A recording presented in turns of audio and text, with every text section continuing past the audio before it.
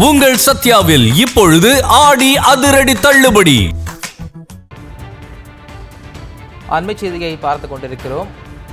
காவிரி நீருக்காக கர்நாடக அரசுடன் பேச்சுவார்த்தை எனும் சதி வலையில் தமிழ்நாடு முதலமைச்சர் சிக்கக்கூடாது என்றும், வேண்டாம் இந்த விஷ பரீட்சை என்றும் திமுக தலைவர் மு க ஸ்டாலின் தெரிவித்துள்ளார்.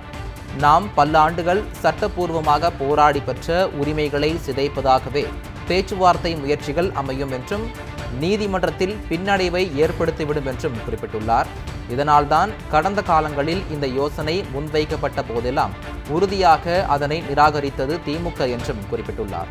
மேலும் கூட்டணி மயக்கத்தில் தமிழ்நாட்டின் காவிரி உரிமை பணயமாகிடக்கூடாது என்பதே டெல்டா விவசாயிகளின் ஒருமித்த குரல் என்றும், அனைத்து கட்சி கூட்டத்தை கூட்டி விவசாய சங்கத்தினருடன் பேசி அடுத்த கட்ட நடவடிக்கைகளை மேற்கொள்வோம் என்றும் திமுக தலைவர் பதிவிட்டுள்ளார். மேலும் பேச்சுவார்த்தைக்காக கர்நாடகம் செல்லும் முடிவை மாண்புமிகு கைவிட வேண்டும் என கேட்டுக்கொள்கிறேன் என்றும் குறிப்பிட்டிருக்கிறார். அண்மை செய்தியாக பார்த்து கொண்டிருக்கிறோம்.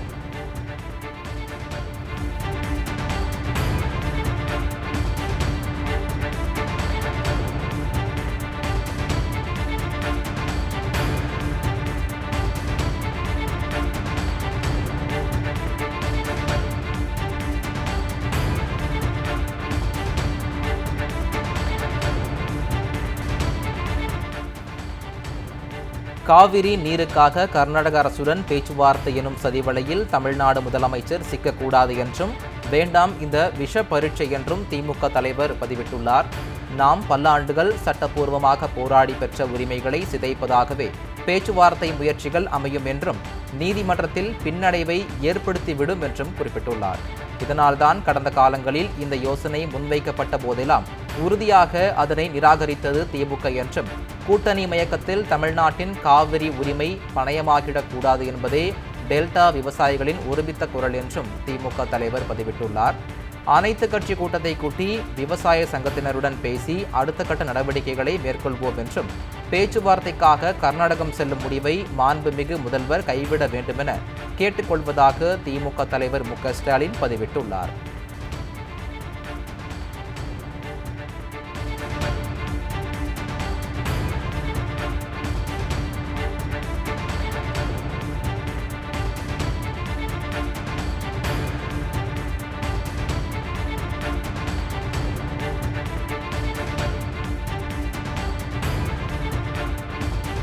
உங்கள் சத்யாவில் இப்பொழுது ஆடி அதிரடி தள்ளுபடி.